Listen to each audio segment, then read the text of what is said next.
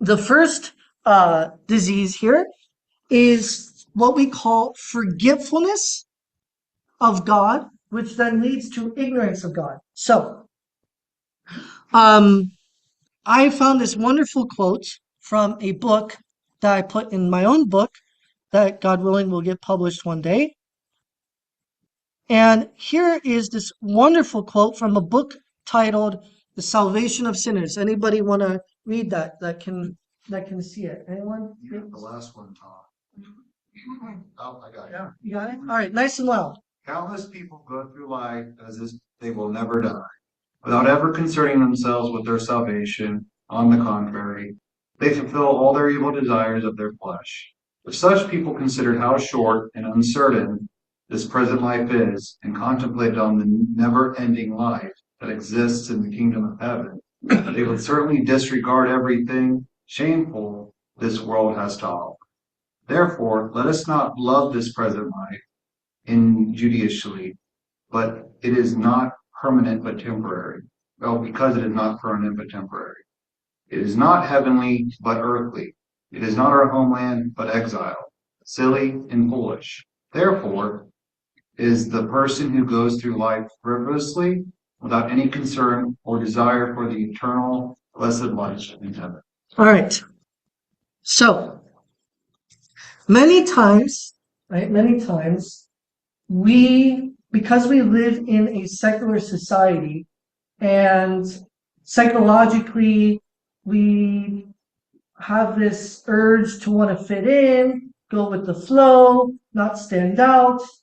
We want to be like everyone else because we don't want to seem awkward or whatever.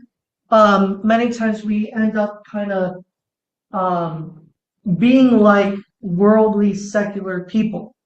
And one of those ways that we many times do that is there's certain words I want to use because they perfectly describe this problem. We become fixated. We become fixated. We become overly concerned. We become over focused and totally absorbed by the things of this life. Right? We get so fixated and so like enmeshed in like family, our job, making money, relaxation even, having a good time, binge watching Netflix or our favorite TV show, or just scrolling through social media, or like being so fixated on the news, or what's happening in the world, and our gaze, our attention gets so sucked into the things of this life, and we focus more on the things of this life, even if they're good things like family, job, all that. We get so focused on that we actually are more focused and more concerned and care more about the things of this life than we do than thinking about God. Let me come right back to you. I'm very You're on a roll. You're on a roll. Right? It's like we barely think about the salvation of our soul. We don't ever ponder from time to time that, hey, like 5 minutes from now, I might actually like get in a car accident and die. Am I ready to face my creator? Right? We're so hunkered down on the things of this life that we forget God. We don't pray unceasingly, right? And in the eyes of the church, this is a disease. This is an illness that we have to get rid of. The natural condition, the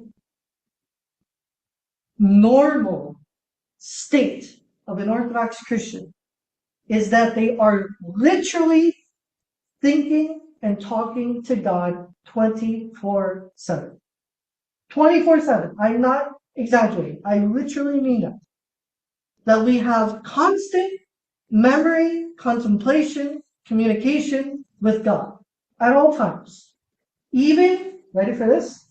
Even when you're asleep. Adam and Eve, before they fell into sin, they had constant remembrance of God. They were constantly in communion with God. And then what happened? The devil comes around and he distracts them, right, from their most important focus in life. And he gets their first begins with their mind, their nous, and he diverts it, redirects it away from God, and says, hey, look at this beautiful creation. Look at how amazing this is, this fruit, right? That's so delicious. And don't you just want to enjoy this and become gods on the earth, right? The trick was that, going to be God without God, right? So gets their mind off God, then he stirs up their desire for the things of this life. That's the second power of the heart we talked about last week, the desiring power of the soul. He starts to stir that up, and then, boom, falls in love with the things of this life, of the creation, right? Indulges in it, falls in love with it, idolizes the creation. As St. Paul says in his writings, man has worshipped the creation rather than the creator, right? And they fell into sin, and here we are. And this is all of us. All three powers of our heart, thoughts, desires, feelings are directed towards the things of this life, gazing, fixated on the things of this life, rather than focusing on God, on salvation, communion with God, right? And so the church says this is an illness you got to get rid of, right?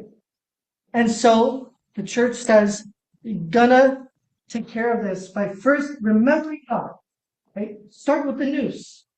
Start praying, right? And the most potent prayer that helps with memory of God is, of course, the Jesus prayer, right? Calling on the name of God. Lord Jesus Christ, have mercy on me. Ceaselessly, as much as we can, all day long, no matter what we're doing. And the more the church fathers tell us this, and you'll hear more about this in October if you come to the class on the Jesus prayer we're going to do for 2 months.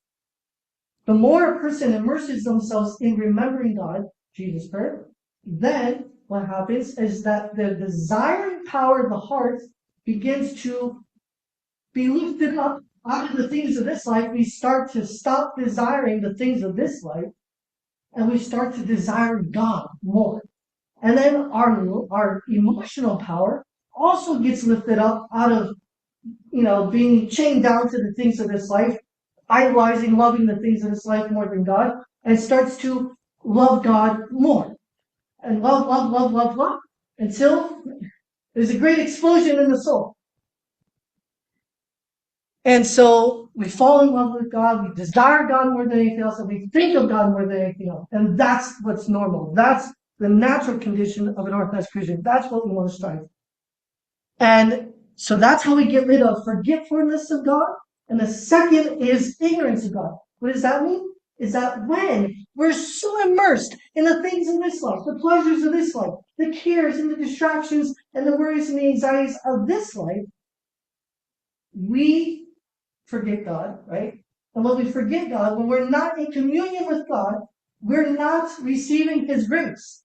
And therefore, we start to think and believe that the things of this life are the greatest good, that they're the sweetest, most pleasurable thing we could possibly have.